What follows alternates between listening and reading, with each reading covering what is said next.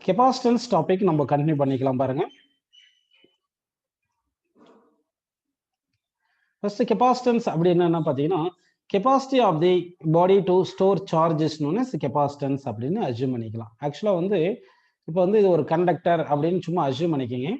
இப்போ இந்த கண்டக்டர்ல வந்து நம்ம என்ன பண்றோம்னா சார்ஜ் கொடுக்குறோம்னு வச்சுங்க. சார்ஜ் கொடுத்தா என்ன ஆகும்னா இந்த சார்ஜ் வந்து resides on the surface of the conductor அப்படின்னு இருக்கும். இந்த சார்ஜ் வந்து resides on the surface of the conductor. Charge எவ்வளவு சார்ஜ் கொடுத்தாலும் இந்த கண்டக்டர்ல ஸ்டோர் ஆகுமா பார்த்தா அப்படி கிடையாதுப்பா. ஒரு பர்டிகுலர் அமௌண்ட் தான் சார்ஜ் ஸ்டோர் ஆகும். அதுக்கப்புறமா சார்ஜ் ஸ்டோர் ஆகாது. ஏன் பர்டிகுலர் அமௌண்ட் ஆஃப் சார்ஜ் தான் ஸ்டோர் ஆகுது, அதுக்கப்புறமா சார்ஜ் ஸ்டோர் ஆகல அப்படின்னு பாத்தீங்கன்னா, இப்போ வந்து இந்த கண்டக்டருக்கு வந்து நம்ம என்ன பண்றோம்னா சார்ஜ் கொடுத்துருக்கோம். ஸோ அப்போ வந்து என்ன ஆகும், ஸ்பேஸ் அரௌண்ட் தி சார்ஜ் வந்து எலக்ட்ரிக் ஃபீல்டு கிரியேட் ஆகுது. கரெக்டுங்களா? ஸ்பேஸ் அரௌண்ட் தி சார்ஜ் வந்து என்ன வருது, எலக்ட்ரிக் ஃபீல்டு இப்படி வந்து கிரியேட் ஆகுது.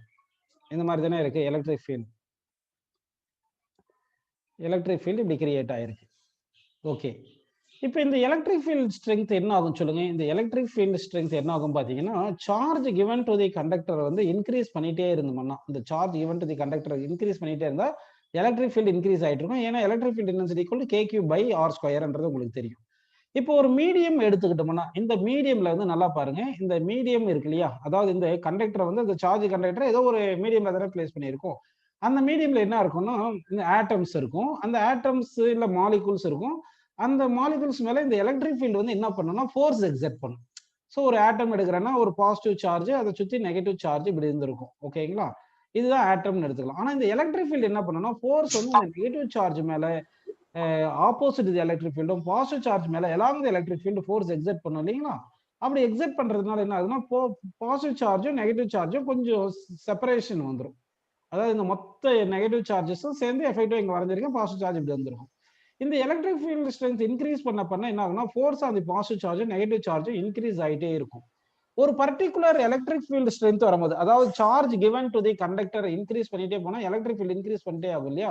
ஒரு பர்டிகுலர் எலக்ட்ரிக் சார்ஜ் கண்டக்டர் கொடுக்கும்போது அந்த எலக்ட்ரிக் ஃபீல்ட் ஸ்ட்ரென்த் வரும்போது இந்த ஃபோர்ஸ் என்ன பண்ணணும்னா இந்த நெகட்டிவ் பாசிட்டிவ் சார்ஜஸ் செப்பரேட் பண்ணிரும். நெகட்டிவ் பாசிட்டிவ் சார்ஜஸ் செப்பரேட் பண்ணிரும். அப்போ வந்து என்ன ஆயிரும், உங்களுக்கு இந்த மீடியம் வந்து அயனைஸ் ஆயிரும். இந்த மீடியம் வந்து என்ன ஆயிரும், அயனைஸ் ஆயிரும். அப்ப அயனைஸ் ஆயிருதுன்னா அதாவது நெகட்டிவ் சார்ஜ்னா எலக்ட்ரான்ஸ் வந்து இந்த ஆட்டம் விட்டு வெளியே வந்துடும். இந்த எலக்ட்ரிக் ஃபீல்டு வந்து என்ன பண்ணிரும், எலக்ட்ரானை புல் அவுட் பண்ணிரும் ஆட்டம்ல இருந்து. அதனால எலக்ட்ரான்ஸ் ஃப்ரீ எலக்ட்ரான்ஸ் இப்படி வந்துடும். புரியுதுங்களா உங்களுக்கு? எலக்ட்ரான்ஸ் இப்படி வந்துடும், பாசிட்டிவ் சார்ஜஸ் வந்து இப்படி போயிடும். ஸோ நல்லா கவனிங்க, மீடியம்ல வந்து ஆட்டம்ஸ் இருக்கு. இங்க ஒரு கண்டக்டர் எடுத்துட்டு அதுக்கு சார்ஜ் கொடுத்துருக்கோம். அதனால எலக்ட்ரிக் ஃபீல்டு மீடியம்ல கிரியேட் ஆயிருக்கு. இந்த சார்ஜ் இன்க்ரீஸ் பண்ண ஃபீல்டு ஸ்ட்ரென்த் கூட்டிட்டே இருக்கும். அந்த ஃபீல்டு ஸ்ட்ரென்த் என்ன பண்ணிருக்கணும், இந்த ஆட்டம் மேல நெகட்டிவ் சார்ஜ் மேலயும் பாசிட்டிவ் சார்ஜ் மேலயும் ஆப்போசிட் டைரக்ஷன்ல ஃபோர்ஸ் ஆயிட்டே இருக்கும். ஒரு பர்டிகுலர் வேல்யூ ஆஃப் சார்ஜ் இந்த கண்டக்டர் கொடுக்கும்போது electric field strength sufficient to remove the electrons from the atoms or molecules இந்த மீடியம் அப்படின்னு வந்துடும். அப்போ ஃப்ரீ சார்ஜஸ் வந்துடும். அந்த ஃப்ரீ சார்ஜஸ் வந்துச்சுன்னா அப்போ இந்த எலக்ட்ரான்ஸ் இப்படி வந்து என்ன ஆயிரும், இந்த ஆட்டம்ல இருக்கிற சார்ஜஸ் எல்லாத்தையும் நியூட்ரல் பண்ணிரும். ஒவ்வொரு எலக்ட்ரானா வந்து என்ன பண்ணும், நியூட்ரல் பண்ணிட்டே இருக்கும். சரிங்களா? இந்த இந்த நெகட்டிவ் சார்ஜஸ் இப்படி மூவ் ஆகும். இதே மாதிரி இந்த பாசிட்டிவ் சார்ஜ் மூவ் ஆகும். இதுக்கு பேர் தான் எலக்ட்ரிக் விண்ட்னு சொல்லியிருப்பாங்க. என்ன சொல்லியிருப்பாங்க சொல்லுங்க? எலக்ட்ரிக் விண்ட் அப்படின்னு சொல்லியிருப்பாங்க. புரியுதுங்களா உங்களுக்கு? சரிப்பா. அப்படின்னா ஒரு சார்ஜ் வந்து நம்ம கண்டக்டர் எடுத்து கொடுத்துட்டே இருக்கும் போது என்ன ஆகுதுன்னா உங்களுக்கு ஒரு மேக்சிமம் வேல்யூன்னு ஒன்று இருக்கும். அந்த மேக்சிமம் வேல்யூ வரும்போது மீடியம் வந்து அயனைஸ் பண்ணிடும். அந்த மீடியம் அயனைஸ் பண்றதை விட கம்மியான வேல்யூ வரைக்கும் தான் இந்த சார்ஜை கொடுக்கும். ஸோ இது அதாவது இந்த மீடியம்ல ஒரு ஃபீல்டு ஸ்ட்ரென்த், ஒரு பர்டிகுலர் ஃபீல்ட் ஸ்ட்ரென்த் வரும்போது தானே இந்த மீடியம் வந்து அயனைஸ் பண்ணிடுது. அந்த ஃபீல்டு ஸ்ட்ரென்த் வேல்யூ தான் dielectric strength of the medium சொல்லுவோம். டைஎலக்ட்ரிக் ஸ்ட்ரென்த் அப்படின்னு ஒரு டேர்ம் சொல்றோம். ஆக்சுவலா டைஎலக்ட்ரிக் ஸ்ட்ரென்த் அப்படின்னா என்ன பாத்தீங்கன்னா, it is the minimum electric field intensity of the medium at which insulation of the medium breaks down. அதாவது ஃப்ரீ சார்ஜஸ் வந்துச்சுன்னா இன்சுலேஷன் இருக்காது. அதனால தான் டைஎலக்ட்ரிக் ஸ்ட்ரென்த் என்ன சொல்றோம், it is the minimum electric field intensity for which insulation of the medium is breaks down is known as dielectric ஸ்ட்ரென்த்னு சொல்றோம். அப்படின்னா ஒரு பாடி எடுத்துக்கிட்டு அந்த பாடிக்கு வந்து சார்ஜஸ் நம்ம எவ்வளவு வேணாலும் அவ்வளவு கொடுக்க முடியாது. அந்த மீடியம் உடைய டைஎலக்ட்ரிக் ஸ்ட்ரென்த்தோட கம்மியான அளவுக்கு தான் கொடுக்க முடியும். இல்லைன்னா அந்த மீடியம் என்ன ஆயிரும், டைஎலக்ட்ரிக் பிரேக் ஆயிட்டு, இன்சுலேஷன் பிரேக் ஆயிட்டு, கண்டக்டிங் ஆயிரும். கண்டக்டிங் ஆயிடுச்சுன்னா நம்ம சார்ஜ் கொடுத்ததெல்லாம் மீடியமுக்கு சார்ஜ் போயிடும். அதான் சார்ஜ் லீக் ஆயிருது அப்படின்னு சொல்லுவாங்க. புரியுதுங்களா? அப்போ வந்து சார்ஜ் வந்து ஒரு மேக்ஸிமம் அமௌண்ட் தான் பாடி கொடுக்க முடியும். ஒரு சர்டன் வேல்யூ தான் கொடுக்க முடியும், அதை விட அதிகமாக கொடுக்க முடியாது. அதனால தான் என்ன சொல்றேன்னா, அது ability of the conductor or material body to store the charge. அதான் நம்ம என்ன சொல்றோம்னா கெபாசிட்டன்ஸ் அப்படின்னு நம்ம சொல்றோம். புரியுதுங்களா உங்களுக்கு? ஸோ இப்போ வந்து கெபாசிட்டன்ஸ் என்ற டாபிக்கை நம்ம இங்க கொண்டு வந்திருக்கோம். கெபாசிட்டன்ஸ் அப்படின்ற டாபிக் இப்போ பார்க்க போறோம். அப்படின்னா என்ன அர்த்தம்?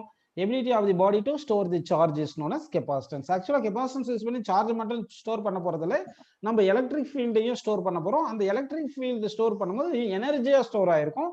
அதான் எலக்ட்ரோஸ்டாட்டிக் பொட்டன்ஷியல் எனர்ஜி அப்படின்னு சொல்லுவோம்.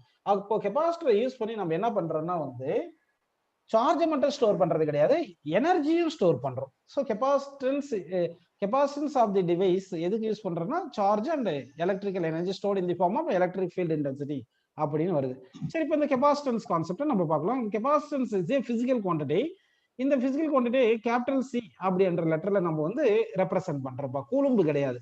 கெபாசிட்டன்ஸ்க்கு சிம்பிள் என்ன பார்த்தீங்கன்னா சி அப்படின்னு சொல்றோம். ஓகேங்களா? கெபாசிட்டன்ஸ் வந்து ஒரு பிசிக்கல் குவான்டிட்டி. இது capacity to store the charge தான் சொல்றோம். அதனால capacitance is A scalar quantity. Capacitance என்ன சொல்றோம் சொல்லுங்க? ஸ்கேலார் குவான்டிட்டின்னு சொல்றோம். சரி, ஓகேப்பா. இப்போ ஒரு கண்டக்டர் எடுத்துக்கிறேன். ஒரு கண்டக்டர் ஏதோ ஒரு பாடி எடுத்திருக்கோம்னு வச்சுக்கோங்க. இப்போ இந்த பாடி இப்படி எடுத்திருக்கோம்னு வச்சுக்கோப்பா. இந்த பாடிக்கு மேக்சிமமா ஒரு கெபாசிட்டி இருக்கும். அவ்வளவுதான் இது ஸ்டோர் பண்ண முடியும். சரிங்களா? சப்போஸ் இந்த பாடிக்கு வந்து 10 கூலும் சார்ஜ் ஸ்டோர் ஆகிற அளவுக்கு கெபாசிட்டன்ஸ் இருக்குன்னு வச்சுங்க. அப்படின்னா அதை விட கம்மியா கூட கொடுக்கலாம், அதிகமா கொடுக்க முடியாது, கம்மியா தான் கொடுக்க முடியும். ஆனா எவ்வளவு சார்ஜ் கொடுத்தாலும் அதனுடைய கெபாசிட்டன்ஸ் எவ்வளவு இருக்குன்னா கான்ஸ்டன்டா இருக்கும், அது மாறாது. புரியுதுங்களா உங்களுக்கு? சரிப்பா. இப்ப இந்த கெபாசிட்டன்ஸ் எப்படி டிஃபைன் பண்றேன்னு பாருங்க. ஒரு பாடி எடுத்துட்டு அந்த பாடிக்கு சார்ஜ் கொடுக்குறேன். இப்போ ஒரு பாடி எடுத்துட்டு அந்த பாடிக்கு சார்ஜ் கொடுத்தா அந்த பாடியோட potential charge given to the body increase பண்ணா பொட்டன்ஷியல் இன்க்ரீஸ் ஆகுமா டிக்ரீஸ் ஆகுமா? கொஸ்டின் சொல்லுங்க. Charge given to the body I am increasing, so that change in potential of the body increases or decreases or remains constant. சொல்லுங்க. increases ஒரு option, decreases ஒரு option, remains constant ஒரு option. Question நல்லா புரிஞ்சுக்கணும். Charge given to the body I am increasing அப்படி கொடுத்தா potential of the body increase ஆகும். Very good, increase ஆகும். சார்ஜ் இன்க்ரீஸ் பண்ணிருந்தா பொட்டன்ஷியல் இன்க்ரீஸ் ஆகும். அப்போ charge given to the body is directly proportional to increase in potential. increase in potential இன்னும் potential difference. இந்த increase in potential தான் உங்க புக்ல எல்லாமே இந்த டெல்டா வின்னு போடாம சும்மா வி மட்டும் போட்டிருப்பாங்க. ஸோ நானும் வினே எழுதிக்கிறேன். அதனால இதை வி என்றது பொட்டன்ஷியல்னு படிக்காம increase in potential, potential difference அப்படின்னு நம்ம எடுத்துக்கலாம். ஓகேங்களா? Potential difference, increase in potential, அது பொட்டன்ஷியல் எடுத்துக்கலாம். ஏன்னா எல்லா புக்லயுமே Q டைரக்ட்லி ப்ரொபோர்ஷனல் வி தான் கொடுத்துருப்பாங்க. அதனால இப்படியே நான் கொடுத்துட்றேன்ப்பா. ஸோ இந்த ப்ரொபோர்ஷனாலிட்டியை ரிமூவ் பண்றதுக்கு நான் என்ன பண்றேன்னா, இது வந்து இப்போ வந்து ஒரு கான்ஸ்டன்ட்டை இன்க்ளூட் பண்றேன். அந்த கான்ஸ்டன்ட் தான் இந்த பாடிக்கு வந்து சம் கெபாசிட்டன்ஸ் இருக்கு இல்லையா, அதுதான் கான்ஸ்டன்ட் சொன்னதுனால டு ரிமூவ் ப்ரொபோர்ஷனாலிட்டி பிளேஸ்ல நான் கெபாசிட்டன்ஸை இன்க்ளூட் பண்ணிக்கிறேன் சி. ஏன்னா கெபாசிட்டன்ஸ் இஸ் கான்ஸ்டன்ட் அப்படின்னு எடுத்துக்கிறோம் இன்டு வி. இப்போ நம்ம கெபாசிட்டன்ஸ் நம்ம டிஃபைன் பண்றோம். ஸோ கெபாசிட்டன்ஸ் எப்படி டிஃபைன் பண்ணலாம் பாருங்க. Capacitance is equal to Q by V அப்படின்னு எடுத்துக்கலாம். இப்போ நான் கெபாசிட்டன்ஸ்க்கு ஒரு டெஃபினேஷன் ஸ்டேட் பண்றேன். அது ட்ரூ ஆர் ஃபால்ஸான்னு சொல்லுங்கப்பா. Capacitance of a body is defined as amount of charge required to raise the potential of the body by 1 volt. நல்லா பாருங்க. Capacitance of a body is defined as amount of charge required to raise the potential of the body by 1 volt. எப்பவுமே divide by இருந்துச்சுன்னா unit அப்படின்னு சொல்லணும். அப்போ 1 volt potential rice பண்றதுக்கு எவ்வளவு charge நமக்கு தேவையோ அதுதான் கெபாசிட்டன்ஸ் சொல்றோம். So amount of charge required to raise 1 volt potential of the body is known as capacitance எடுத்துக்கிறோம். சரி, கெபாசிட்டன்ஸ் வந்து சிம்பிள் சீன் புரியுது. அது எஸ்ஐ யூனிட் வந்து என்ன பார்த்தோம்னா ஆக்சுவலா எம்கேஎஸ் யூனிட் வந்து சார்ஜ் வந்து கூலும் வருமா, வோல்ட் பொட்டன்ஷியலுக்கு வந்து வோல்ட் வருது. ஸோ அப்போ வந்து கூலும் பர் வோல்ட் தான் வந்து என்ன சொல்றோம்னா, கூலும் பர் வோல்ட் தான் என்ன சொல்றோம் கெபாசிட்டன்ஸுக்கு யூனிட்னு சொல்றோம். ஆனா எஸ்ஐ யூனிட் ஆஃப் கெபாசிட்டன்ஸ் என்ன சொல்லுவாங்கன்னா ஃபேரட், FARAD, ஃபேரட். அதை டினோட் பண்றது capital letter F. So 1 farad is equal to 1 coulomb by 1 volt. இப்போ ஃபேரடுக்கு எப்படி டெஃபினிஷன் சொல்லலாம் பார்த்தீங்கன்னா, capacitance of a body is said to be 1 farad when 1 coulomb of charge rises its potential by 1 volt. அதாவது 1 coulomb of charge வந்து ஒரு பாடி கொடுக்கும் போது அந்த பாடிக்கு 1 வோல்ட் பொட்டன்ஷியல் இன்க்ரீஸ் ஆனா அப்போ அந்த பாடியோட கெபாசிட்டன்ஸ் செட் பை 1 farad அப்படின்னு நம்ம எடுத்துக்கிறோம். ஓகேங்களா? சரிப்பா. இப்போ ஃபேரட்னு ஒன்று இருக்கு, ஃபேரடேன்னு ஒன்று இருக்கு. ஃபேரட்ன்றது என்ன பார்த்தீங்கன்னா, இந்த ஃபேரட்ன்றது எஸ்ஐ யூனிட் ஆஃப் கெபாசிட்டன்ஸ். ஃபேரடேன்றது unit of charge. 1 Faraday is equal to 96,500 coulomb அப்படின்னு நீங்க படிச்சிருப்பீங்க. அதனால ஃபேரடே வேற ஃபேரட் வேற அப்படின்னு புரிஞ்சுங்க. இப்போ நல்லா கவனிப்பா. இப்போ கொஸ்டின் கேட்டுருவோம், எல்லாரும் கரெக்டா ஆன்சர் சொல்லிருவீங்க. ஒரு கண்டக்டர் எடுத்திருக்கேன், ஏதோ ஒரு பாடி எடுத்திருக்கேன். இந்த பாடிக்கு சார்ஜ் வந்து நான் கொடுத்துட்டே இருக்கேன். So capacitance is equal to charge by வின்னு உங்களுக்கு புரியுது. இப்போ charge given to the conductor increase பண்ணா கெபாசிட்டன்ஸ் ஆஃப் தி கண்டக்டர் என்ன ஆகும் சொல்லுங்க. First option increases, second option decreases, third option constant, fourth option data insufficient. Question உங்களுக்கு புரிஞ்சிருக்கு. ஒரு பாடி எடுத்துட்டு அந்த பாடிக்கு சார்ஜ் கொடுக்கறது இன்க்ரீஸ் பண்ணிட்டே இருக்கும். அப்படி இன்க்ரீஸ் பண்ணிட்டே இருந்தா என்ன ஆகும், கெபாசிட்டன்ஸ் என்ன ஆகும் கேட்டிருக்கேன். Increase, decrease, constant, data insufficient சொல்லியிருக்கும். இது கரெக்டான ஆன்சர் என்ன பார்த்தீங்கன்னா கான்ஸ்டன்ட் இஸ் கரெக்ட். ஏன்னா இப்போ சார்ஜ் இன்க்ரீஸ் பண்ணிட்டே இருந்தா பொட்டன்ஷியல் இன்க்ரீஸ் ஆயிட்டு இருக்கும். ஸோ அப்போ ரேஷியோ கான்ஸ்டன்டா இருக்கும். கெபாசிட்டன்ஸ்ன்றது independent of charge given to the body அப்படின்னு நம்ம அஸ்யூம் பண்ணிக்கணும். ஓகே, புரியுதுங்களா? ஸோ தட் இந்த ரிலேஷன் வந்து numerical relation. Capacitance is equal to charge by potential நான் கொடுத்துருக்கேன் இல்லையாப்பா. இது வந்து நியூமெரிக்கல் ரிலேஷன், சரிங்களா? ஆக்சுவல் ரிலேஷன் வந்து நான் வேற டெரைவ் பண்ண போறேன். அப்போ இது வந்து capacitance of the body is independent of charge given to the body அப்படின்னு நம்ம அஸ்யூம் பண்ணிக்கிறோம். ஒருவேளை சார்ஜ் கிவன் டு தி பாடி வந்து கான்ஸ்டன்டா ஃபிக்ஸ் பண்ணிட்டு பொட்டன்ஷியல் நம்மளால சேஞ்ச் பண்ண முடிஞ்சு அப்போ கெபாசிட்டன்ஸ் வந்து என்ன ஆகும்னா மாறும். அதான் பிரின்சிபல் ஆஃப் கெபாசிட்டன்ஸ் நான் சொல்லுவேன். அந்த பிரின்சிபல் ஆஃப் கெபாசிட்டன்ஸ்ன்றது ஒன்று இருக்கும். அது என்ன பண்ணுவோம்னா சார்ஜ் வந்து கான்ஸ்டன்டா வச்சு பொட்டன்ஷியலை டிக்ரீஸ் பண்ணுவோம். பொட்டன்ஷியல் டிக்ரீஸ் பண்ணும்போது கெபாசிட்டன்ஸ் இன்க்ரீஸ் ஆகும். எனிவே இந்த ரிலேஷன் மட்டும் இங்க நியூமெரிக்கல் ரிலேஷன் தான். ஆக்சுவல் ரிலேஷன் நான் சொல்லி தரேன். உங்களுக்கு கெபாசிட்டன்ஸ் ஒன்றும் பிரச்சனை இல்லை. ஏதாவது ஒரு கண்டக்டர் கெபாசிட்டன்ஸ் கேட்டாங்கன்னா அதுக்கு சார்ஜ் கியூ சார்ஜ் கொடுத்த மாதிரி அஸ்யூம் பண்ணிக்கிட்டு அந்த கியூ சார்ஜ் கொடுக்கும்போது எவ்வளவு பொட்டன்ஷியல் இன்க்ரீஸ் ஆயிருக்கோ கண்டுபிடிச்சிட்டு ரெண்டுத்தையும் டிவைட் பண்ணிட்டீங்கன்னா உங்களுக்கு கெபாசிட்டன்ஸ் கிடைச்சிரும். ஓகேங்களா? கொஞ்சம் எக்ஸாம்பிள் சொன்னா உங்களுக்கு புரிஞ்சிடும் உங்களுக்கு. அதுக்கு முன்னாடி இந்த கெபாசிட்டன்ஸ்ன்றது 1 ஃபாரட் சொல்றோம் இல்லையா, அதாவது SI unit of capacitance farad சொல்றோம் இல்லையா. இந்த ஃபாரட் வந்து சின்ன யூனிட்டா பெரிய யூனிட்டா அப்படின்னு நம்ம பார்க்க வேண்டியதா இருக்கும், சரிங்களா? அதுக்காக இந்த யூனிட் வந்து ஃபாரட் வந்து எவ்வளவு பெரிய யூனிட்னு பாக்குறதுக்காக நான் என்ன பண்ண போறேன்னா இப்போ ஒரு கெபாசிட்டன்ஸ் ஆஃப் ஸ்பெரிக்கல் கண்டக்டர் கண்டுபிடிச்சிட்டு அதுக்கப்புறம் ஃபாரட் பெரிய யூனிட்டா சின்ன யூனிட்டான்னு சொல்ல போறேன் உங்களுக்கு, சரிங்களா? இப்போ நம்ம பார்க்க போறது capacitance of spherical conductor. Capacitance of a spherical conductor. ஒரு ஸ்பெரிக்கல் கண்டக்டர் எடுத்துக்கிறேன். அந்த ஸ்பெரிக்கல் கண்டக்டருக்கு நம்ம கெபாசிட்டன்ஸ் கண்டுபிடிக்க போறோம். ஓகேங்களா? சரி, இப்போ கெபாசிட்டன்ஸ் கண்டுபிடிக்கிறது என்ன சொல்லியிருந்தேன். கெபாசிட்டன்ஸ் வேணும்னா ஒரு கியூ சார்ஜ் பாடி கொடுத்த மாதிரி அஸ்யூம் பண்ணிக்கிங்க. அதனால பொட்டன்ஷியல் வி வோல்ட் இன்க்ரீஸ் பண்ண மாதிரி அஸ்யூம் பண்ணிக்கிப்போ இந்த இது ரெண்டுத்தையும் ரேஷியோ எடுத்துட்டீங்கன்னா உங்களுக்கு கெபாசிட்டன்ஸ் கிடைச்சிரும். ஓகேவா? ஸோ இப்போ என்ன பண்ணலாம்னா ஒரு ஸ்பியர் எடுத்துக்கலாம். ஏன்னா ஸ்பெரிக்கல் கண்டக்டர் தானே கெபாசிட்டன்ஸ் கேட்டிருக்காங்க. இது ஒரு ஸ்பியர்னு எடுத்துக்கலாம். ஓகேங்களா? சரி, அப்படின்னு எடுத்தாச்சு. நல்லா கவனிங்க. இப்போ என்ன பண்ணலாம்னா இதுக்கு வந்து கியூ சார்ஜ் ஃபர்ஸ்ட் வந்து சார்ஜ் கொடுக்கல, அதனால பொட்டன்ஷியல் 0 இருக்குன்னு அஸ்யூம் பண்ணிக்கிங்க. இப்போ என்ன பண்றேன்னா கியூ சார்ஜ் கொடுக்குறேன், நான் கியூ சார்ஜ் கொடுத்துருக்கேன். அப்போ கியூ சார்ஜ் கொடுத்ததுனால இப்போ பொட்டன்ஷியல் வி பொட்டன்ஷியல் வந்திருக்கும் இல்லையா சர்ஃபேஸ்ல. இதனோட ரேடியஸ் வந்து நம்ம ஆர்னு எடுத்துக்கலாம். ரேடியஸ் வந்து ஆர்னு எடுத்துக்கலாம். ஓகேங்களாப்பா? சரி, அப்போ initial potential 0, final potential V. So change in potential வின்னு வந்திருக்கும்.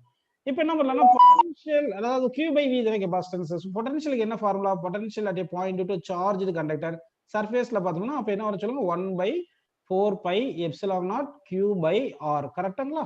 சரி, இப்போ v இங்க கொண்டு வந்துட்டு மத்ததெல்லாம் இந்த பக்கம் கொண்டு போங்க. அப்போ q by v is equal to 4 pi epsilon naught r. கரெக்ட்டுங்களா? அப்ப நல்லா பாருங்க, இந்த q by v வந்துச்சு, 4 pi epsilon naught r அந்த பக்கம் கொண்டு போயிட்டேன். இந்த q by v தான் என்னப்பா? கெபாசிட்டன்ஸ் தானே. அப்போ q by v பிளேஸ்ல கெபாசிட்டன்ஸ் போடுறேன். So capacitance is equal to 4 pi epsilon naught and r. So இதுதான் ஆக்சுவல் ரிலேஷன், அதாவது கெபாசிட்டன்ஸ்க்கு டிபெண்டன்ட் ஃபார்முலா. இது வந்து C = Q by V என்றது numerical relation.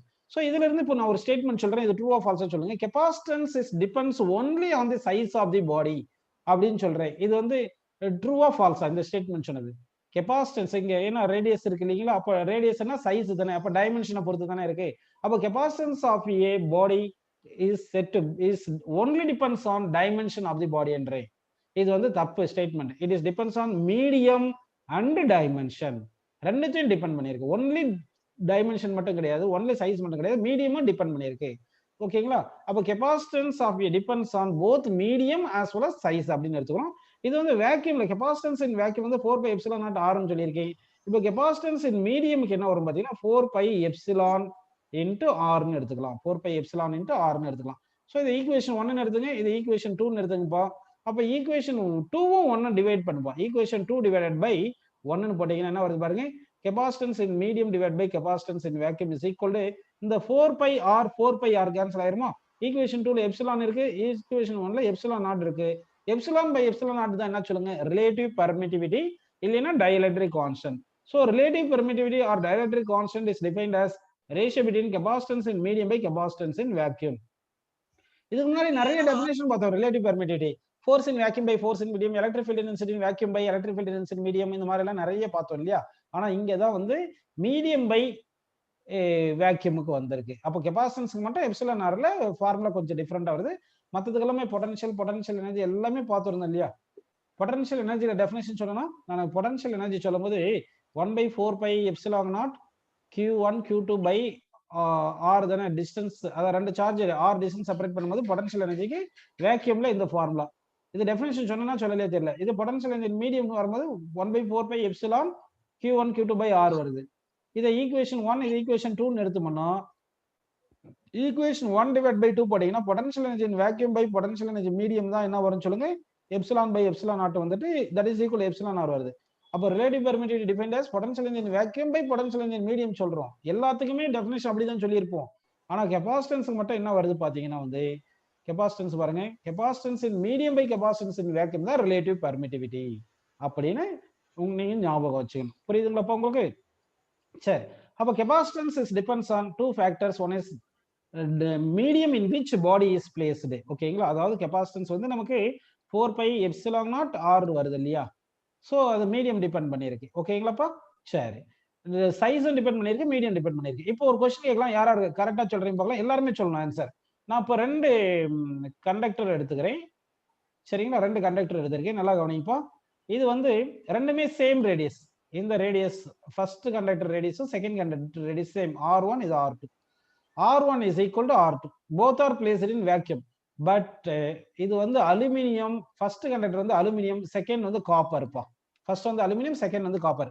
So capacitance of this aluminium conductor, அடுத்து capacitance of இந்த copper conductor, இது ரெண்டுத்துக்குமே equal வருமா நாட் ஈக்குவல் வருமா? 2 கண்டக்டர் எடுத்திருக்கேன், ஒன்று வந்து அலுமினியம், ஒன்று வந்து காப்பர்.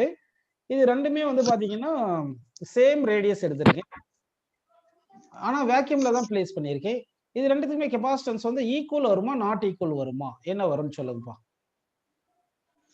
இது ரெண்டுத்துக்குமே என்ன வரும் பாத்தீங்கன்னா ஈக்குவல் தான் வரும். ஏன் ஈக்குவல் வரும் பாத்தீங்கன்னா வந்து capacitance is independent of material of the conductor. அந்த மெட்டீரியலோட கண்டக்டர் டிபெண்டன்ட் ஆகல. ரெண்டுமே காப்பர், ரெண்டுமே மெட்டல் தான், ரெண்டுமே மெட்டல் தான். அதனால எந்த மீடியம்ல பிளேஸ் பண்ணியிருக்கோமோ அதை பொறுத்து தான் மாறும், அடுத்து ரேடியஸை பொறுத்து மாறும். ஓகேங்களா? சரி, நம்ம இப்போ என்ன பண்ணலாம், எர்த் இஸ் குட் கண்டக்டர்னு அஸ்யூம் பண்ணிட்டு, எர்த் வந்து ஒரு ஸ்பெரிக்கல் பாடி தானே அது எர்த்து. இப்போ எர்த்தவே நம்ம ஒரு ஸ்பியர்னு அஸ்யூம் பண்ணிட்டு what is the capacitance of the எர்த்னு கண்டுபிடிக்கலாமா? What is the capacitance of the எர்த்னு கண்டுபிடிக்கலாம். ரேடியஸ் ஆஃப் தி எர்த் எவ்வளவு சொல்லுங்க? 6400 கிலோமீட்டர். கரெக்டுங்களா? 6400 கிலோமீட்டர். அப்போ 10⁻³ மீட்டர்னு வச்சுக்கலாம். இப்போ கெபாசிட்டன்ஸ் ஆஃப் தி எர்த் கண்டுபிடிக்கணும். C is equal to 4 pi epsilon naught into R னு போடணும். ஏன்னா எர்த்தை சுற்றி என்ன இருக்கு, ஏர் மீடியம் தான் இருக்கு, அதனால எப்சிலான் நாட் போட்டுக்கிறேன். இதை கொஞ்சம் மாற்றி எழுதுறேன், 1/4 pi epsilon naught னு எடுத்துக்கிறேன். இது ஆர்னு போட்டேன், ஏன்னா 1/4 pi epsilon naught நமக்கு 9 × 10⁻9 தெரியல. ஸோ 1 இந்த வேல்யூ 9 × 10⁻9 போட்டுக்கலாம். ஸோ இந்த ஆர் வந்து எவ்வளோ, 6400 கிலோமீட்டர். ஸோ 6.4 × 10⁻6ன்னு வருது. ஓகேங்களா? ஸோ இந்த வேல்யூ லெஸ் தென் 1 வருமா, கிரேட்டர் தென் 1 வருமா? இந்த வேல்யூ சால்வ் பண்ணா நியூமரேட்டர் 10⁻6, டினாமினேட்டர் 10⁻9 தானே, வெரி லெஸ் தென் 1 வரும். ஸோ இது அப்ராக்சிமேட்டா எல்லாமே கரெக்டாக சால்வ் பண்ணியிருந்தா கிட்டத்தட்ட புக்ல 711 மைக்ரோ ஃபேரட் அப்படின்னு கொடுத்துருப்பாங்க. சரிங்களா? அப்போ இது வந்து லெஸ் தென் 1 ஃபேரட் வருது. கெபாசிட்டன்ஸ் ஆஃப் தி எர்த் வந்து, கெபாசிட்டன்ஸ் ஆஃப் எர்த் என்ன வருது பாருப்பா, லெஸ் தென் 1 ஃபேரட்னு வருது. ஆக்சுவலா capacitance directly proportional radius. Radius கூட்டிட்டே இருந்தா கெபாசிட்டன்ஸ் கூட்டிட்டே இருக்கும். இருக்கிறதுலே நம்ம கிட்ட இருக்கிறது எர்த் தான் பெரிய பாடி, அதுக்கு தான் ரேடியஸ் அதிகமா இருக்கு. அதுக்கே வந்து கெபாசிட்டன்ஸ் லெஸ் தென் 1 ஃபேரட் அப்படின்னா மீனிங் வந்து கெபாசிட்டன்ஸ் ஆஃப் எர்த் கம்மின்னு கிடையாது. ஃபேரட்ன்றது ஹை வேல்யூ. இது வந்து ஃபேரட்ன்றது ஹை வேல்யூ, அதிகமான வேல்யூ அப்படின்னு நம்ம புரிஞ்சுக்கணும். அதனாலதான் நம்ம என்ன பண்றோம்னா ஹை வேல்யூ இருக்கிறதுனால ஸ்மால் யூனிட்ஸுக்கு போயிடுறோம். ஸ்மால் யூனிட்ஸ் என்ன போறோம், பிகோ ஃபேரட். என்ன போறோம், பிகோ ஃபேரட். பிகோ ஃபேரட் எவ்வளோ, 10⁻−12 ஃபேரட். அடுத்து மைக்ரோ ஃபேரட். ஒரு சில டைம்ல கேட்க சொல்ல முடியாது, நீட்ல இந்த மாதிரி கூட கேட்டுலாம், 1 pico farad is equal to how many farad, அந்த மாதிரி கூட கேட்கலாம். அதனால எல்லாமே பார்த்து 1 மைக்ரோ ஃபேரட் அங்க போய் தப்பு பண்ணிடாதீங்க, 10⁻−6 ஃபேரட். சரிங்களா? ஒரு நேனோ ஃபேரட்னு கொடுத்தா 10⁻−9 ஃபேரட். 1 ஆங்ஸ்ட்ராம்னா அது 10⁻−10 மீட்டர். இதெல்லாம் தெரியும் இல்லையா உங்களுக்கு? இதெல்லாம் ஞாபகம் வச்சுங்கப்பா. எக்ஸாம்ல எவ்வளவு ஈஸியா கேட்கணுமோ அவ்வளவு ஈஸியா கேட்டுடுறாங்க. சரி, இப்போ வந்து உங்களுக்கு என்ன புரிஞ்சுன்னா ஒரு ஸ்பெரிக்கல் கண்டக்டர்னு கொடுத்துருந்தோம். நல்லா கவனிங்க. அந்த ஸ்பெரிக்கல் கண்டக்டருக்கு கெபாசிட்டன்ஸ் ஆஃப் ஸ்பெரிக்கல் கண்டக்டர் பார்த்தோம் நம்ம, அப்படிதானே? Capacitance of spherical conductor. Capacitance of spherical conductor என்ன பார்த்துருந்தோம்னா உங்களுக்கு வந்து என்ன வந்துச்சுன்னா 4πε0 r அப்படின்னு வந்துச்சு. இது வேக்யூம்ல மீடியம்ல உங்களுக்கு தெரியும். சரிப்பா. இப்போ நான் என்ன பண்ண போறேன்னா ஒரு கண்டக்டர் எடுத்துக்கிறேன். நல்லா கவனிங்க. ஒரு கண்டக்டர் எடுத்துட்டு நல்லா கவனிக்கணும். இதுதான் ஒரு கண்டக்டர்னு எடுத்திருக்கேன். இதுக்கு வந்து ரேடியஸ் ஆர்னு எடுத்துக்கலாம். இப்போ இது சார்ஜ் கியூ கொடுத்துருக்கேன். ஸோ இதுல என்னென்ன கான்செப்ட்ஸ் நம்ம இதுல பார்க்கலாம் அப்படின்னு பாத்தீங்கன்னா, ஆக்சுவலா வந்து சார்ஜ் கியூ கொடுத்துருக்கோம். எலக்ட்ரிக் ஃபீல்ட் இன்டென்சிட்டி வந்து kq/r². கரெக்டுங்களா? சர்ஃபேஸ்ல நம்ம பார்த்துட்டு இருக்கோம். ஆன் சர்ஃபேஸ் பார்க்குறோம். ஓகேங்களா? அடுத்து பொட்டன்ஷியலுக்கு என்ன ஃபார்முலா சொல்லுங்க? kq/r. கரெக்டுங்களா? சரி, நெக்ஸ்ட் கெபாசிட்டன்ஸ் என்ன சொல்லுங்க? 4πε0 r அப்படின்னு வருது. அடுத்து சர்ஃபேஸ் சார்ஜ் டென்சிட்டி. இந்த சர்ஃபேஸ்ல சார்ஜ் டென்சிட்டி இருக்கு இல்லையா? சர்ஃபேஸ் சார்ஜ் டென்சிட்டி என்ன வரும்? q/ஏரியா. ஏரியா என்னது? 4πr². ஓகேங்களா? இதுதான் சர்ஃபேஸ் சார்ஜ் டென்சிட்டி. அதாவது இந்த ரேடியஸை பொறுத்து எப்படி மாறுது? Electric field varies with respect to radius, potential varies with radius, capacitance varies with radius, surface charge density varies with radius. அதே மாதிரி பொட்டன்ஷியல் எனர்ஜி ஸ்டோர்டு கூட நான் சொல்லி கொடுத்திருந்தேன். என்ன சொல்லி கொடுத்திருந்தேன்னா உங்களுக்கு kq/2r அப்படின்னு நான் டிரைவ் பண்ணியிருந்தேன். பொட்டன்ஷியல் எனர்ஜி ஆஃப் தி ஒரு ஸ்பியருக்கு சொல்லி கொடுத்திருந்தேன். இதுதான் ஃபார்முலா. ஸோ இந்த மாதிரி ரேடியஸ் எல்லாம் சேஞ்ச் ஆகுது. இது புரியுது உங்களுக்கு? இப்போ நாம என்ன பண்றோம்னா லிக்விட் டிராப்ஸ் எடுத்துக்கிறேன். நான் லிக்விட் டிராப்ஸ் எடுத்துக்கிறேன். நல்லா கவனிங்க. இப்போ n லிக்விட் டிராப்ஸ் கொடுத்துருக்கோம். உங்களுக்கு n லிக்விட் டிராப்ஸ் கொடுத்துருக்கோம். ஈச் ரேடியஸ் வந்து small r. Radius of each drop வந்து ஸ்மால் ஆர்னு எடுத்துக்கிறேன். யூ ஆர் given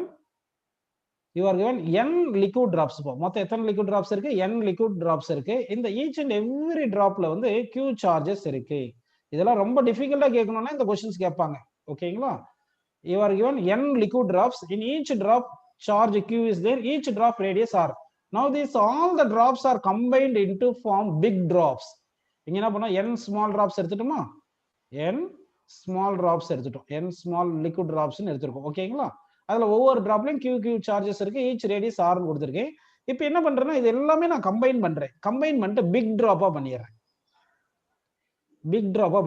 ஓகேங்களா? பிக் டிராப்பா பண்ணியிருக்கோம். இப்போ இந்த பிக் டிராப்பா பண்ணிட்டு இதுக்கு வந்து பெரிய டிராப்பா வந்திருக்கும். இதுக்கு ரேடியஸ் வந்து ஆர் வந்திருக்கு, கேபிட்டல் ஆர்னு வந்திருக்கு. ஓகேங்களா? ஸோ இப்போ வந்து என்னென்ன கான்செப்ட்ஸ் பார்க்க போறோம்னா நல்லா கவனிங்க.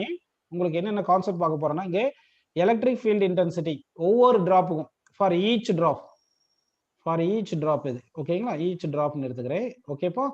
ஈச் டிராப் எடுத்துக்கலாம். Electric field intensity, charge, potential, charge density, potential energy, இந்த மாதிரி எல்லாம் இருக்கு. இப்போ இது எல்லாமே கம்பைன் பண்ணிட்டோம்னா என்ன ஆகும்னா உங்களுக்கு electric field intensity E dash மொத்தமா பிக் டிராப்புக்கு, சார்ஜ் டோட்டல் சார்ஜ் கியூ டேஷ்னு வச்சுங்க. சரிங்களா? அடுத்து பொட்டன்ஷியல் வி டேஷ், அடுத்து potential energy U dash, charge density sigma dash. இப்போ என்ன கொஸ்டின் நம்ம பார்க்க போறோம்னு பார்த்தீங்கன்னா what is the value of E dash by E. அதாவது ஃபைனலா பிக் டிராப்புக்கு இருக்கிற எலக்ட்ரிக் ஃபீல்ட் இன்டென்சிட்டிக்கும் இனிஷியலா ஒவ்வொரு டிராப்புக்கு இருந்த எலக்ட்ரிக் ஃபீல்ட் இன்டென்சிட்டிக்கு வேல்யூ என்னது, அதே மாதிரி பொட்டன்ஷியலுக்கு என்ன, இது மாதிரி எல்லாம் கான்செப்ட்ஸ் பார்க்கலாம். அதுல என்ன கொஸ்டின் அது எல்லாமே changes with respect to n ன்னு வரும். சரிங்களா? இப்போ இந்த எல்லா கான்செப்ட் சொல்லி தானே பார்த்துங்க. இப்போ ஒவ்வொரு டிராப்புக்கும் எலக்ட்ரிக் ஃபீல்ட் இன்டென்சிட்டி இ, ஒரு drop charge Q, potential due to ஒரு டிராப் வந்து வி, சார்ஜ் டென்சிட்டி ஆஃப் ஒரு டிராப் சிக்மா, பொட்டன்ஷியல் எனர்ஜி யூன்றது பொட்டன்ஷியல் எனர்ஜி, இதெல்லாம் கொடுத்துருக்கேன். இப்போ நம்ம என்ன பண்ணலாம்னா இது எல்லாமே கம்பைன் பண்ணிட்டா பெரிய டிராப் வரும்போது இதெல்லாம் இன் டர்ம்ஸ் ஆஃப் இனிஷியல் எப்படி வருதுன்றதை நம்ம பார்க்கலாம். ஓகேங்களா? ஸ்டார்ட் பண்ணிக்கலாம் பாருங்க. இப்போ வந்து ஃபர்ஸ்ட் எத்தனை டிராப்ஸ் இருந்துச்சு? n டிராப்ஸ் இருந்துச்சு. According to conservation of charge வந்து டோட்டல் சார்ஜ் ரிமைன்ஸ் கான்ஸ்டன்ட். அப்போ இங்க n டிராப்ஸ் இருக்கு. ஒவ்வொரு டிராப்புக்கு q சார்ஜ் இருந்துச்சுன்னா ஃபைனலா வந்து எல்லாமே கம்பைன் பண்றோம் இல்லையா? கம்பைன் பண்ணது ஆஃப்டர் காம்பினேஷன் டு பிக் டிராப்பா பண்ணதுக்கு அப்புறம் டோட்டல் சார்ஜ் q டேஷ்ன்றது nq. இது ஞாபகம் வச்சுக்கணும். ஒவ்வொரு டிராப்லையும் q இருக்கு இல்லையா? எல்லாத்தையும் கம்பைன் பண்ணும்போது charge neither be created nor destroyed. அப்போ டோட்டல் சார்ஜ் ரிமைன்ஸ் கான்ஸ்டன்ட். அடுத்து வந்து என்ன ஆகும்னா volume of the big drop இருக்கு இல்லையா? அப்போ volume of big drop equal to volume n times of volume of ஒவ்வொரு ஸ்மால் டிராப் வரும். வால்யூம் ஆஃப் பிக் டிராப்க்கு என்ன formula? 4/3 pi capital r cube, that is equal to n into 4/3 pi small R cube அப்படின்னு போட்டுக்கணும். இப்போ இதுல என்னென்ன cancel ஆகும் அப்படின்னு பார்த்தோம்னா இந்த 4/3 பையும் 4/3 பையும் கேன்சல் ஆயிருது.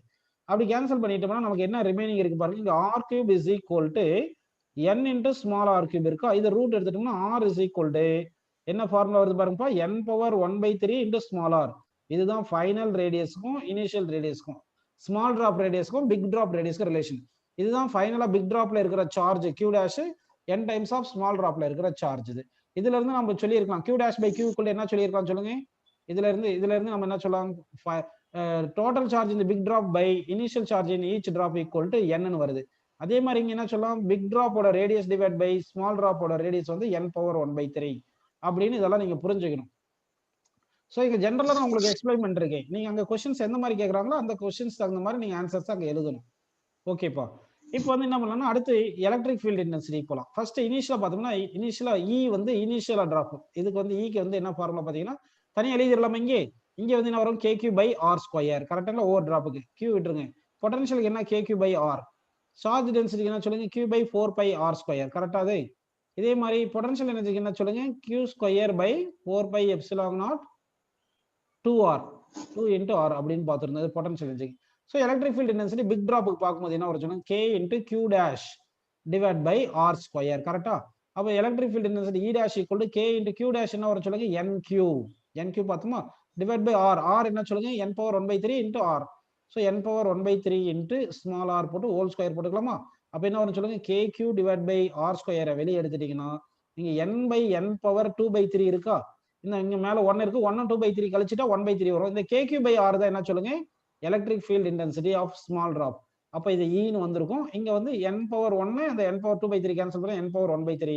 அப்ப எலக்ட்ரிக் ஃபீல்ட் E டேஷ்ன்றது electric field intensity due to big drop divided by இந்த E இங்க கீழே கொண்டு வந்துட்டீங்கன்னா that is equal to n power 1/3.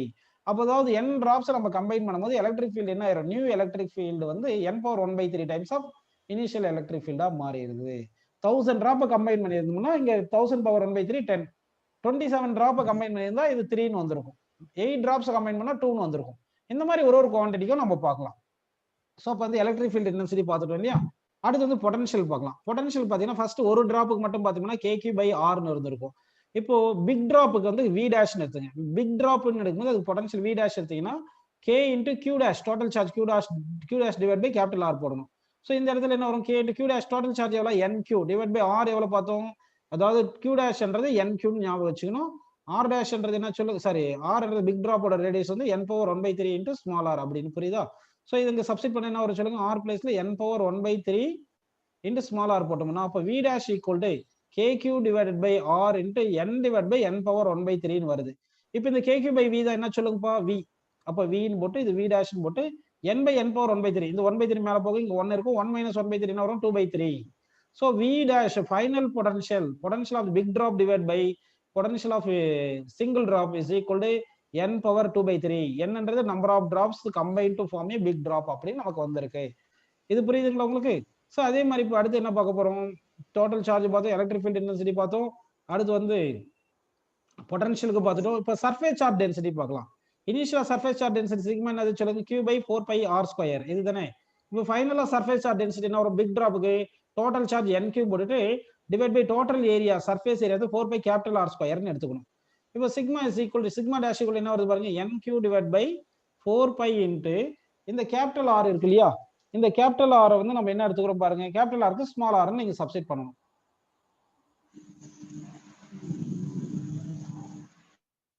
Capital ஆருக்கு வந்து நீங்க ஸ்மால் ஆர்னு சப்ஸ்டிட் பண்ணணும். ஸ்மால் ஆர் சப்ஸ்டிட் பண்ண என்ன வரும், n power 1/3 into small R வரும். அப்போ n power 1/3 into small R வந்து ஹோல் ஸ்கொயர் வருது. ஓகேங்களா. இப்போ இது பாருங்க, sigma dash is equal to n விட்டுருங்க, Q divide by 4π small R square இங்க வச்சுக்கிட்டு இங்க என்ன இருக்கு, n இருக்கு, இங்க n பவர் 2/3 இருக்கா, n டிவைட் பை இங்க n பவர் 1/3 ஹோல் ஸ்கொயர் வந்து n பவர் 2/3. ஸோ இந்த Q பை 4π ஆர் ஸ்கொயர் தான் என்ன சொல்லுங்க, இந்த Q பை 4π ஆர் ஸ்கொயர் தான் வந்து சிக்மா. ஸோ அந்த வேல்யூ இங்க சிக்மா போட்டுக்கணும். அப்படி சிக்மா போட்டீங்கன்னா என்ன வருது பாருங்க, sigma dash is equal to இது சிக்மான்னு போட்டு n பை n பவர் 2/3 இங்க பவர் 1 இருக்கா, 1ல 2/3 போட்டா n பவர் 1/3. ஸோ பிக் டிராப்போட surface charge density divide by charge single டிராப்போட surface charge density equal to n power 1/3 vary ஆகுது. ஓகேங்களா. இதே மாதிரி பொட்டன்ஷியல் எனர்ஜி ஆஃப் சிங்கிள் டிராப்புக்கு என்ன ஃபார்முலா சொன்னோம், KQ square divided by 2r அப்படின்னு பார்த்தோம். இப்போ பிக் டிராப் எல்லாமே கம்பைன் பண்ணதுக்கு அப்புறம் என்ன ஆகும் சொல்லுங்க, K இன்ட்டு டோட்டல் சார்ஜ் வந்து Q டேஷ்னு போட்டுட்டு divide by 2 into radius of the big drop capital r போட்டுங்க. இப்போ K இன்ட்டு Q டேஷ் எவ்வளோ, NQ தானே, மொத்த சார்ஜ் NQ. இது ஸ்கொயர் போடணும் இல்லையா? பொட்டன்ஷியல் எனர்ஜிக்கு KQ ஸ்கொயர் பை 2R வருது. அப்போ ஸ்கொயர் வருது, இங்க ஸ்கொயர் போட்டுங்க. இப்போ ஸ்கொயர் போட்டுட்டு என்ன பண்ணலாம்? டிவைடட் பை என்ன பண்ணணும் சொல்லுங்கப்பா? 2R போடணும். 2 into R. Radius of the big drop என்ன வரும் சொல்லுங்க? n⁻⁴ times of radius of the small drop அப்படின்னு வருது. இப்போ இதுல KQ ஸ்கொயர், இந்த Q ஸ்கொயர், இந்த 2 இந்த R வெளியே எடுத்துருங்க. 2R வெளியே எடுத்துட்டோம். இங்க n⁻2 தானே இருக்கு. n⁻2 டிவைட் பை n⁻⁴ இருக்கு. 2ல 1/3 கழிங்க. 2ல 1/3 கழிச்சு என்ன வரும் சொல்லுங்க? 2ல 1/3 என்ன? இது பவர்ஸ் கழிக்கணும் இல்லையா? அப்ப கழிச்சு என்ன வரும்? 2 into 3 6, 6 minus 1 5, 5/3 வருதா? சோ அப்போ KQ ஸ்கொயர், இந்த KQ ஸ்கொயர் பை 2R தான் என்னப்பா அது? இந்த KQ ஸ்கொயர் பை 2R தான் potential energy of the drop, small drop. இதான் இந்த ஸ்மால் டிராப்புக்கு. பிக் டிராப்புக்கு தான் நம்ம U டேஷ்னு சொல்றோம். அப்போ U டேஷ்ன்றது potential energy of big drop, that is equal to energy of small drop into n⁻⁵/3 வருது. So potential energy of the big drop divided by potential energy of smaller drop is varies as n⁻⁵/3.